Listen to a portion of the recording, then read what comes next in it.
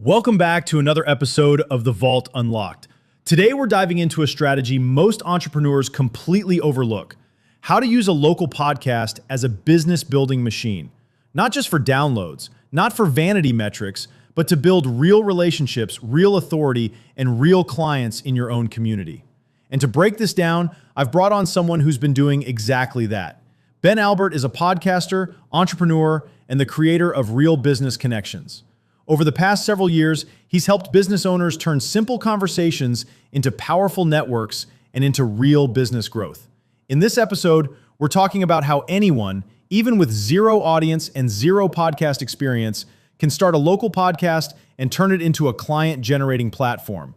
Let's unlock it.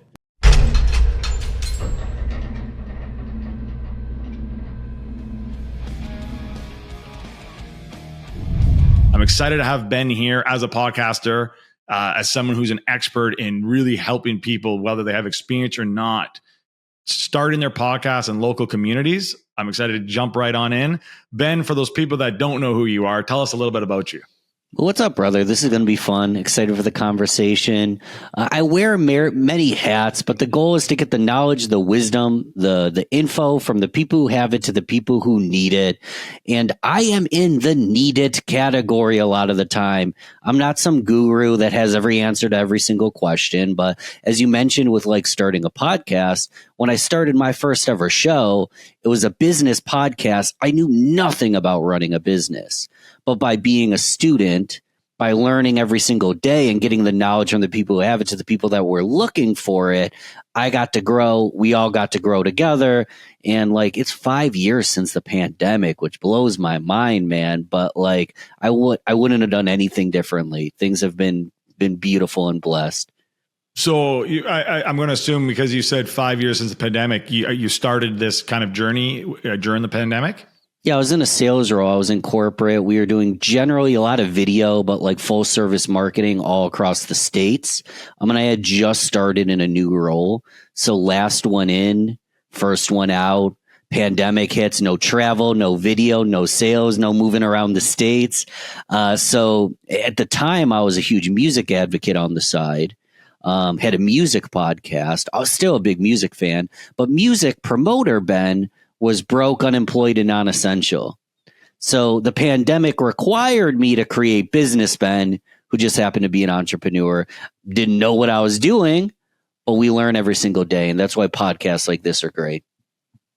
I love that. I love even how you called them two different Bens, two different identities, right? One was fun. One didn't serve, the profits in the bottom line. The one served another, your passion or whatever it is. But so what got you to say, okay, I'm just going to jump into a podcast? And you specifically mentioned earlier to me, like local podcasts. So tell me the difference between, someone who's like a podcast, local podcast. Like, what's the difference between those two? Well, first and foremost, most people don't have kale that tastes like peanut butter cups. If you've got kale that's healthy and tastes like peanut butter cups, everybody's going to want your stuff. You could be a jerk. You can be a good market. None of it matters. You got the best product of all time. Most of us are kind of commodities. There's a lot of people that do something similar to us, maybe even get the exact same results as us. Now, everyone's different. We have a unique fingerprint, but most of us are commodities in a sense. So you're a minnow in an ocean of sameness. So when you talk about local, at least you're entering a smaller pond. I did not think I could be a top-rated business podcaster with no experience in business overnight. But there wasn't I had a local music podcast in Rochester, New York. So I said, let's start a local business show.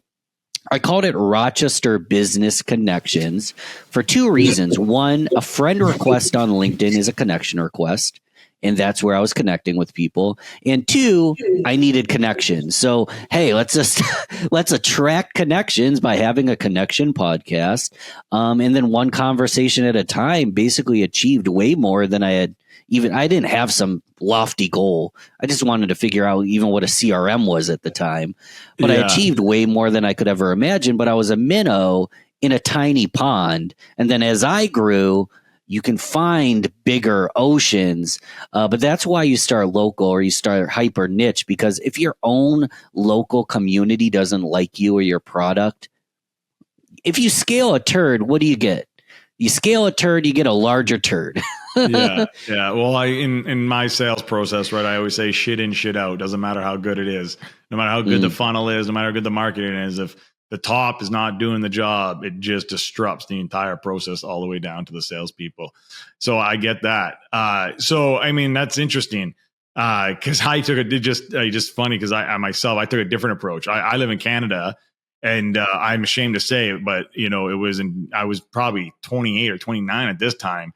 And someone had just told me that the state of California at that time had more people in Canada. Sorry, California had more people than Canada. And I wow. What? Really? It is impossible. And then my brain went to, so if I just went to California in that one little state, it'd be equivalent to trying to get the attention of all of Canada. I'm like, it kind of put perspective of how big the U.S. and how big the kind of the world is to me, right? Yeah.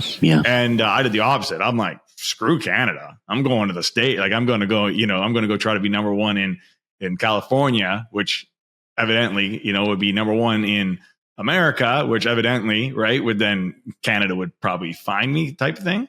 But I love the other way around. I like how you said just go small, because you're right. Like if the small populace isn't going to connect with you, what makes you think like any other populace kind of will, right? So not to just like massage your back here, but like you already had a ton of skills, you already had a framework, you already had success. A lot of people don't have that luxury when they start, and they try to win all of Canada or all of California, and they fall on their face. A lot of us don't have that luxury. If you're already kicking butt, you can think bigger from day one. Yeah. If you're not, you do need to take smaller steps a lot of the time. It's a marathon, obviously. So you get there. It's just not always as amplified, and you're not injecting steroids in it the same way other people can. So how let's talk about that. Like, what are some of the steps that people can take when thinking, okay, before we even get to the podcast, like thinking about, okay, I'm in my local market, I want to generate business, or I'm looking to do something different. They're listening to the call right now, or they listen to this podcast right now and hearing that we're saying, create a local podcast. Yeah. They have no idea what is going on. They have like the thought of even having a podcast doesn't even resonate with them. Like what are the steps that they can take to even start even having a conversation or even thinking about if this is the right thing for them? Yeah, let's do a couple of things here, because first off, I want to be descriptive, not prescriptive. I'm not going to tell them exactly what they need to do, because their area is different, their business is different, their skill set's different. So I'll describe what I did, but I'll also kind of give the bird's eye view, because it doesn't have to be a podcast. Podcast is just the case study. So where I start is the concept of becoming the center of gravity. You want people coming to you. You want them, it's more permission-based marketing. You want people coming to you, them attracted to you. You want your mentors, your peers, your audience that are spending money with you coming to you. If you want a seat at the table, it's easier just to bring your own table than to try to get a seat at a table that you've been working to get at forever. If you want to speak on the mic, maybe you just bring your own mic.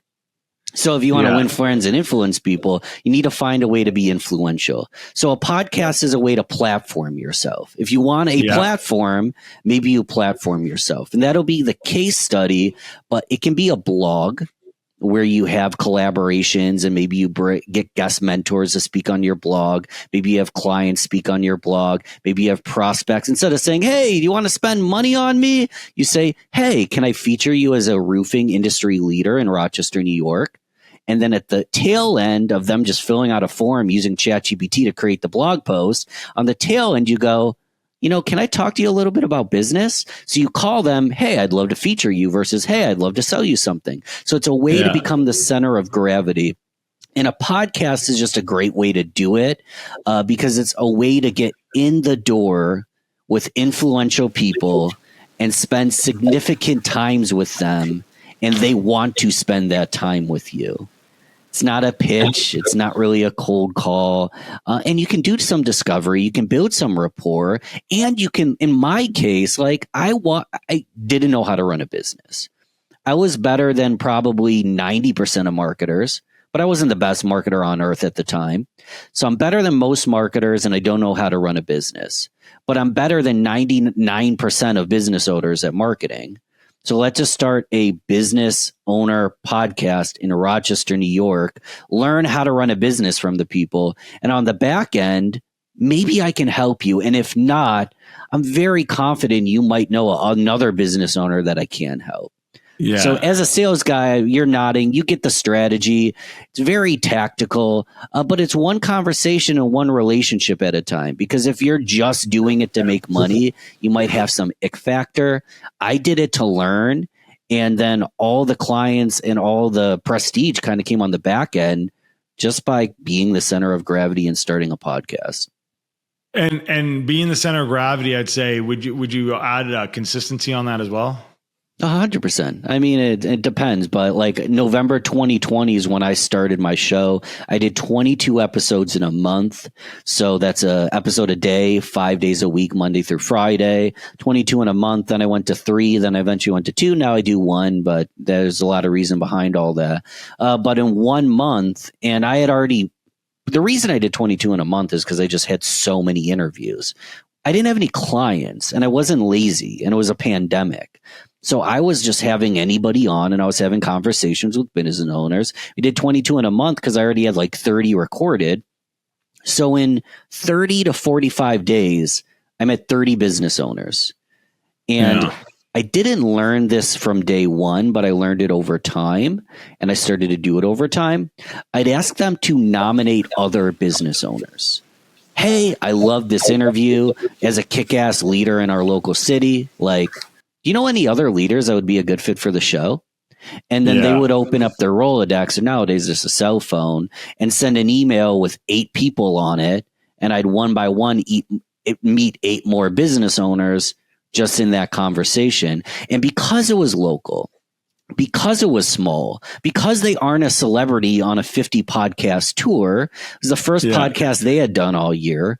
And they were excited to nominate other people for the show because and there was this like sex appeal of the fact it was small and local that you actually don't get from talking to celebrities on a big show. And that's how I built my business. It was just meeting people one conversation at a time. And, marketing, I could get better at that pretty quickly. But a big part is I learned how to be a leader. I learned how to run a business. I learned what a CRM was. A lot came in that, Absolutely. I love it because you said it wasn't tactical, but that was quite tactical. I'm just trying to think of this, that person that's sitting there going, but people who are saying, yeah, but how do you even get guests? Like what happens when you're starting new and you don't even have people, you don't even know where to get guests. There's websites to get guests. I'll tell again, descriptive, not prescriptive, but I guarantee it works. I literally guarantee it works. Local podcasts. I went to SUNY Brockport, State University, New York, Brockport. So I'm a SUNY Brockport alumni. I go on LinkedIn, search features, SUNY Brockport. Business owners, Rochester, New York. Hey, Kayvon, I see you went to SUNY Brockport as well. Congrats on making it big time. That's the message. If they connect, great. If they don't, whoop-de-doo. I can send 1,000 of those messages. So if they connect, great.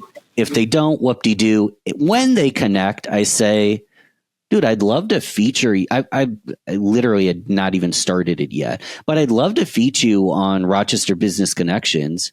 It's a business podcast for local leaders. Would you be interested in sharing your story and inspiring our audience? Love it. I love it. And if someone was really listening to what you said, you only need to do that one time. It's 2 messages, and then you're getting introductions after the interview. That's what I said. You only have to do that one time, because if you're good on the podcast, at the end of that podcast, you already said it. Who else do you know in the community that would love to be and featured in here? And you do that every time you're using other people's networks. It's so simple.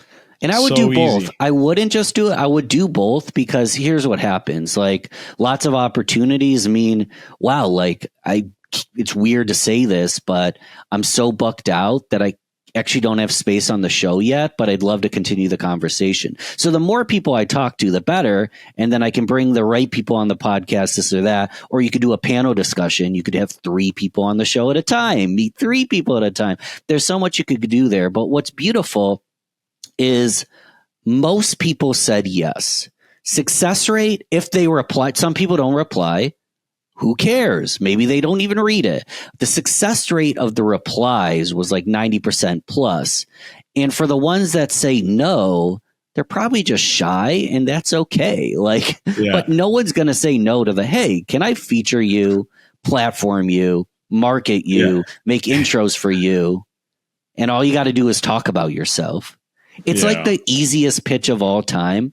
And that's really why I said SUNY Brockport. I said LinkedIn. Part of why I like LinkedIn is it's less crowded than like Instagram. It's easier to get through people's DMs. But if you take that and you just apply your industry, your podcast, or maybe you're starting a blog or something else, and your school, you could just do the exact same thing, just rinse and repeat, and just fill in the blanks for yourself. Yeah, I couldn't agree more. I love it because you just taken something that most people would assume is so complicated, and it's quite simple and easy if you just follow those simple steps. And then one thing leads to another. So for you, when did you see that like it started cracking a little bit, where you're like, okay, there's momentum here.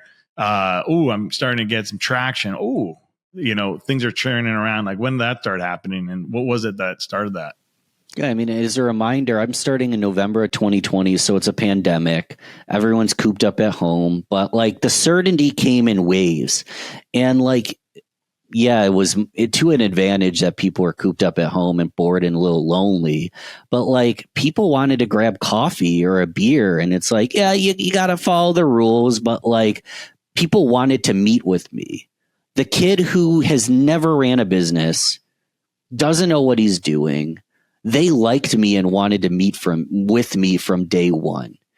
And that to me was an immediate sign that maybe we have something here. Yeah. And still to this day, like I sound arrogant, but it's just the reality. It's really easy to get a meeting with anyone I want. And it's just because of the platform I've built. Yeah. Yeah, absolutely. I mean, I can attest to that. Like with this podcast as well, we kind of reach out, and when you start building that platform, people will be on it. And even like the B level people come on, and then you get the A level, right? You just got to stay in the game. Where is it now? Like tell us about what's going on right now for you. Like, what are you working on now? Like how is this podcast taking you to that next level? How are you using this to grow the business, to impact more people? Yeah, I mean, it's behind me, real business connections. What was once just Rochester, New York is now international. We do always pay homage, and I have a local segment called Rochester Business Connections, but now we're international. And it actually wasn't until recently, and people had to basically smack me upside the head. Like, I had been podcasting originally in music, but since 2016. And I completely built my business and my brand just by platforming myself and building the relationships. So it literally was only until recently that I was like, oh, I can just do this for other people. So some B-list people, not huge names, but some pretty big names, I'm behind the scenes doing their marketing, doing their podcasting, their YouTube. And then in front of the scenes, I have a community called Grow Getters Only at weallgrowtogether.com, where we put on free events, and we have an inner circle mastermind. And a common question is, how do you get such good people in your mastermind? Well, I had them on the podcast first. So it's all like an ecosystem to me. Interview people on the show. I interview people I want to learn from. So that's easy peasy. And the best of the best, that maybe they share the episode. Maybe we have rapport. The people that just didn't treat me as a channel, like they actually were in it for the community, they're the ones that I invite to speak at the mastermind. So everyone, every step of the way is winning. And that's, I don't know, that's the way I like to do business. I love it. So you just leveraged, I just absolutely love it. You leveraged the guests on the podcast And then the right guests, the ones that there's a real connection there and that, have the value that you're looking for, you then invite them to be a guest speaker in your mastermind, where most people don't get to have access to this guest and access to this knowledge. And you're just using other people's knowledges on your platform and helping other people get, the information and access to people, like I said, that typically you'd have to pay a lot of dollars for, or you'd see from behind from 20 seats back all the way in the nosebleeds. And to put a little icing on the cake, I found asking someone to give a keynote is a bigger ask, especially when they get paid for their time. So in the mastermind, it's literally the best of every world. Asking someone for a keynote, like they want to be comped for that. The audience in my mastermind preferred the interaction anyways. They didn't want to, at least virtually, see a talking head the whole time. So what we do is ask me anythings. So if you're in the room, we do an ask me anything. And then I release it like 3 months later as a podcast episode, which is content that shows people what it looks like to be in the mastermind. So it's everything all at once. Yeah, man. So you're there is a master plan. There's a strategy here. Took me 5 years, but every day I chip away and I integrate different plans, see what works and get better every day, And marketing, I've been in this industry for a while and I've seen it changing so much. And right now I feel like we're really in a authentic trust era of buyers. So how have you seen I see you're shaking your head, so I think you agree with me on that. How have you seen the marketing change, and what are you doing now to adopt and to change with the times? Yeah. So first off, it definitely depends on what you sell. I'm literally at a point where, like, if I feel inflammation, I'll get on ChatGPT, talk to ChatGPT about it, give them the stack of the nootropics or vitamins I'm currently taking, ask them their thoughts, and I'll make a purchase based on ChatGPT suggestion. I do it all the time. I'm looking for discounts on Black Friday, Cyber Monday. I'm always asking ChatGPT for discounts. Let's say I'm in a new city. I'm asking ChatGPT. These are what I like. You already know everything about me, bro. Give me some suggestions of what I can do. So that's a whole nother discussion for another day, but optimizing your marketing to be found on search for the chatbots.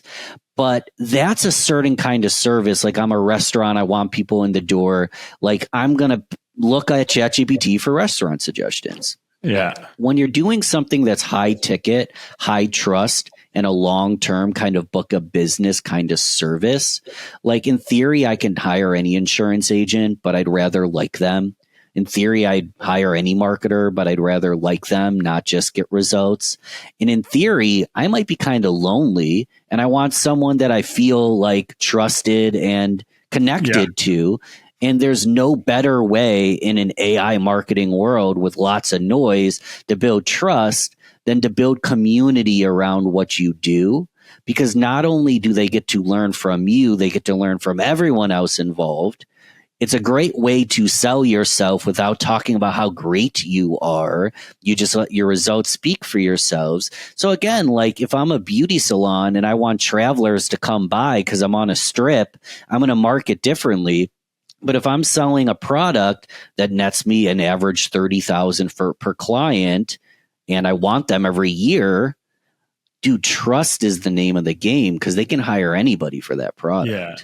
So how do you build trust? I mean, how do you build trust nowadays? Because that's what I said. Trust is the name of the game. People want, they want trust and they want authenticity. But how are you using those angles in marketing today that you're seeing that there's a lift with your clients? Because I know you said you do a lot of marketing as well. So as this is, in the marketing section as well, I'm interested to understand how you take these tactics, which I love, right? Have a podcast, take that podcast, create the relationship, serve that person, take the same relationship, get them into a community to help them get them exposed as well, right? And then use that same, that same expert you just did a podcast with, reload that as an episode as well. Like, these are all great things. How do you market and build the trust around all these things so people start to actually connect, feel the authenticity, and start to build that trust before they actually ever speak to you? So there's lots of nuances, but you kind of answered the question in the question, because in that process, so much trust is built. Let's imagine this. I have someone as a guest on my show.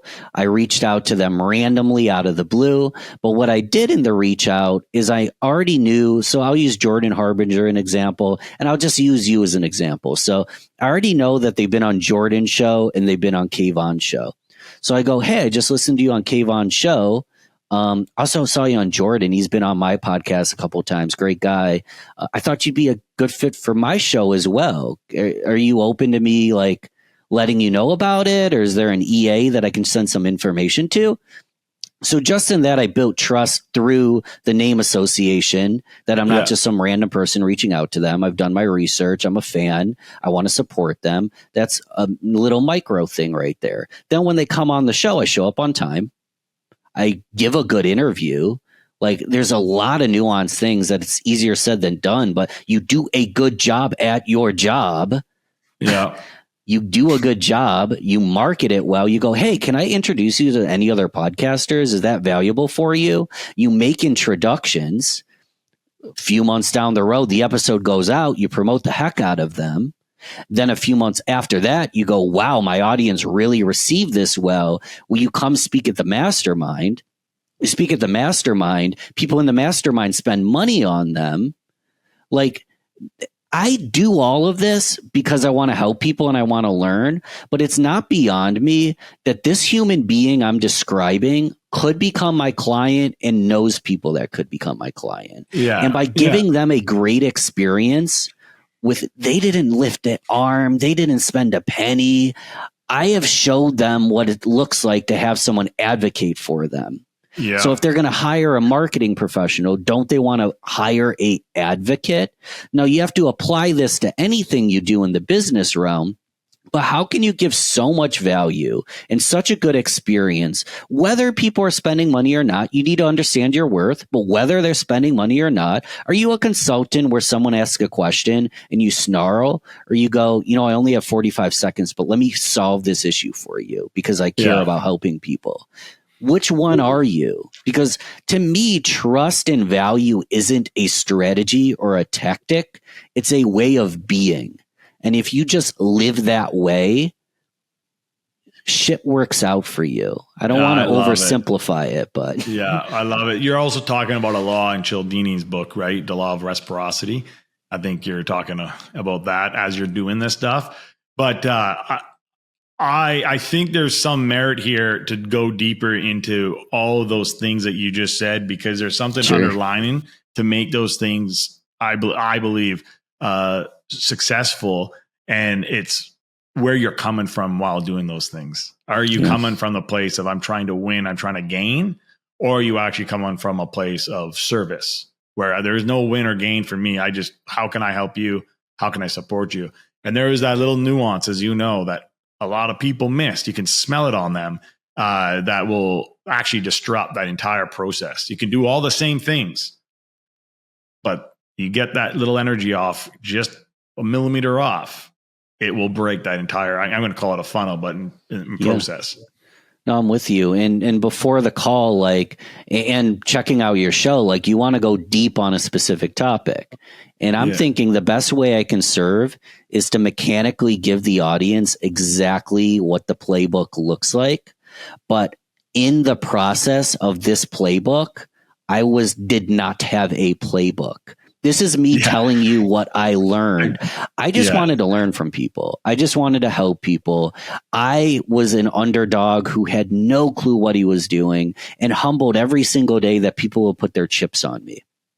And that is the mindset and energy I brought to every conversation. I still do my best to do. Like, I'm more confident now, but I understand that everyone I meet knows 999 things that I don't. So I learn from everybody. So I'm giving like the tactical process, but it was never about the exact tactics.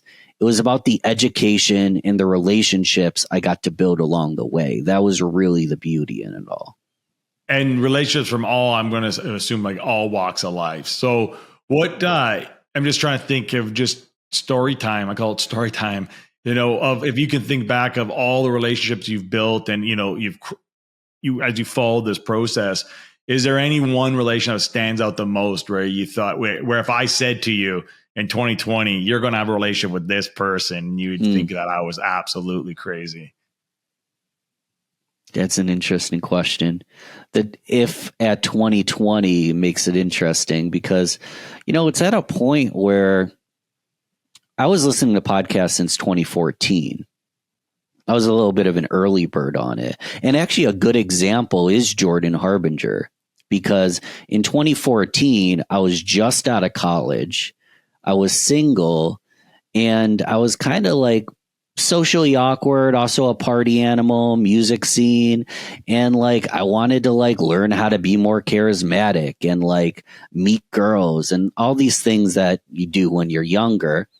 And Jordan Harbinger had a podcast called The Art of Charm, which at one point was called the Pickup Podcast, but he kind of grew out of that. It was more like the Chodani kind of stuff, the subtle persuasion, how to be charismatic, this and that. And Jordan honestly got bored of that world for the same reason I did, because he settled down. He was sick of the gimmicks and the games per se, and he started to get interested in crimes and cults and psychology and neuroscience.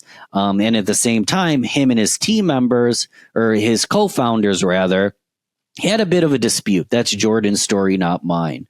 But they had a bit of a dispute. So he left the podcast, but he had a brand built. He had an audience built, and he started the Jordan Harbinger show and scaled it to be a larger listenership than the other show he had worked on for a decade in just a year.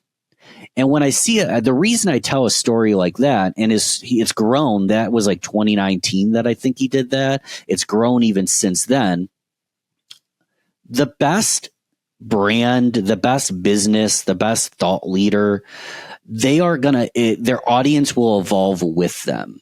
The last thing I want to do is tell the same tips and tricks for the next 10 years of my life.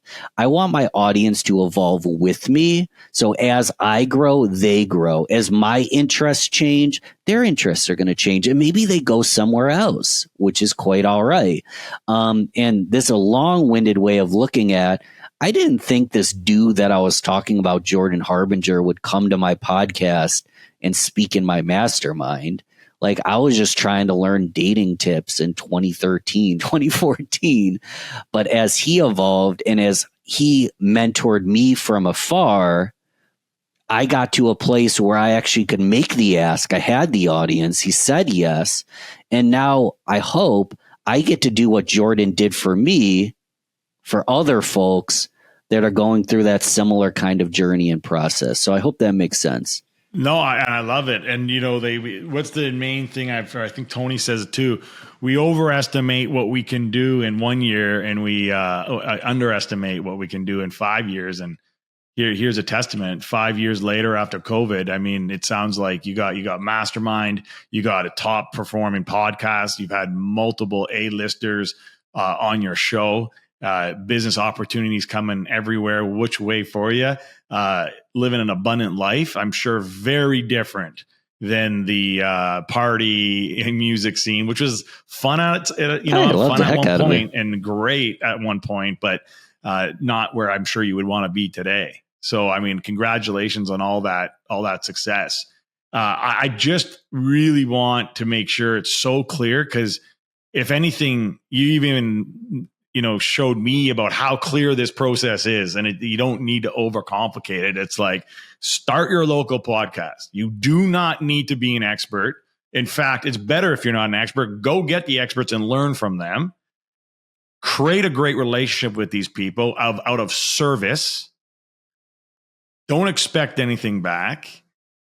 Then eventually you'll create the relationship with them where you can invite them into your community, use the same content for more podcasts, and just let the system go and just trust the process. I think our work here is done, man. That was a great summary, man. I mean, that's all it is. And you don't need to learn thing, about, you don't have to worry about how to upload it. You don't have to worry about any of that.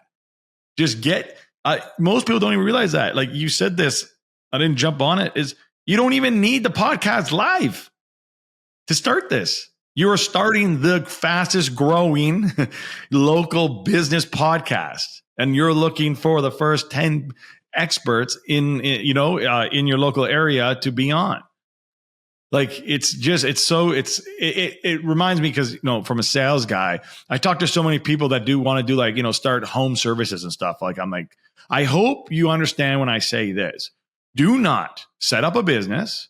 Do not buy a thing. Do not market. Do not do anything until you go knock on 10 doors and you get that first job. Then when you get that first job, you say, I'll be here next week. And then you take that money and you go buy the materials for that job. You do not need all this stuff, AKA all this stuff to start a podcast. I had a SoundCloud membership. I think it was like $12.99 a month. There you go. And I was using iMovie from my MacBook with 0 edits to add I spent like $100 intro, outro, and I would just post it. And y'all can go look at the podcast. It looks terrible. Yeah. But the podcast really wasn't the tool. It was the building of the relationships that was the tool. And all I had to do was build relationships. I didn't need a perfect podcast. And then I love the last thing, or one thing you said twice, was like, you want a microphone, or you have a voice, you have a message, and you want people to give you the microphone. Well, how about you go build your own? And when you do that indirectly, you'll see, right? As you know, as a podcast host, people right after the call, what's the first thing they say? Do you want to come on mine? It's very simple. And it's so easy. So I love this podcast because I think honestly, every business owner that wants to do lead generation, that has a unique, or even in a little bit of a niche, should be doing a podcast. In fact, I spoke to someone yesterday. He helped, how niche could this be? He helps business owners who just started their Christmas light business.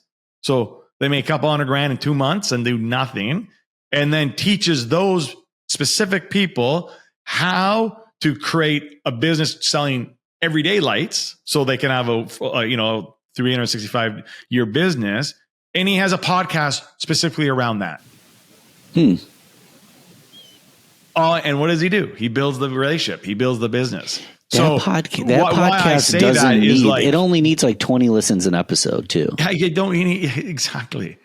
Right? You can get bogged down by all the big podcasts out there, but there are niche podcasts that are not having the conversations that you can have, that your audience needs. So I'm just going to say that again. It is actually very simple. You do not need to be an expert in it. You just need to make that first move and start. Well said. Is there last thing you'd like to say to the audience before you get to tell them where to find you? Yeah, man. I just remind them I'd actually think a blog's an easier strategy. So everything we said, apply it to a blog. Reach out to business owners. You can have a private interview on a call if you really want to build rapport, or send them a Google form, have them fill it out. Then you publish it. Then them and their entire workforce is sharing your stuff on social media. You get traffic to your page, et cetera, et cetera, et cetera. The point of me adding that is, today we talked about the podcast, but if you take these nuts and bolts, you can apply it to hosting events. You can apply it to a blog. You can apply it to an Instagram channel with collaboration posts. The sky is the limit, my friends. The sky is the limit. And those collaboration posts on Instagram would have a better chance of going viral than just you alone. Exactly, dude. It's so simple. It's so simple. I love it. I really do love it. And people want a platform. They want to be seen, and they love to be heard, right? They love to hear themselves. So again, I love it. Ben, thanks so much for coming on and taking the time. If someone wants to use you for your services, maybe want to help understand more of how to start their very first podcast, where can they find you? A good hub is, well, first, subscribe to this thing if you haven't yet. Click 5 stars if you haven't yet. If you're on YouTube, leave a comment or something. Like, none of this would be possible without this homeboy and his team making it possible. You can find this wherever you found my podcast, wherever you found this. So just type in the words Real Business Connections or Google it or go to realbusinessconnections.com. And if you do want to be surrounded by other entrepreneurs that are growing together, the community's at weallgrowtogether.com. So I give you 3 steps. Show some love on this show. Type in Real Business Connections and then type in weallgrowtogether.com. And those are the only 3 I could ask for. I love it. Ben, thank you so much. Thanks, man.